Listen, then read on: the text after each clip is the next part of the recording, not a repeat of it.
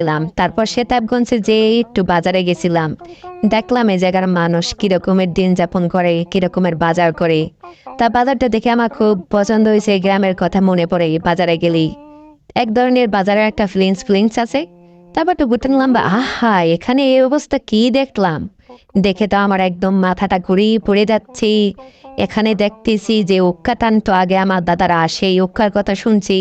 তারপর বললাম চাচা একটু আমি দেখি এটা কেমন। চাচা কয় নাও। আবার এবার কি এই হলুদ রঙের? ও, এগুলো বলে বলে খড়ম খড়ম।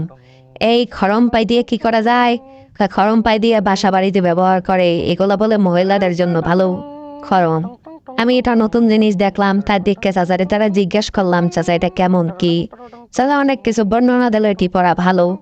তারপরে এই আর কি বিস্তারিত বর্ণনা দেখে খুব ভালোই লাগলো। এই আবার উক্কা এটা সুন্দর করে এই দেখে হাতা পইয়া, তারপর বলে তামাক পাওয়া যায় তাদের বাজারে, তামাক বইয়ে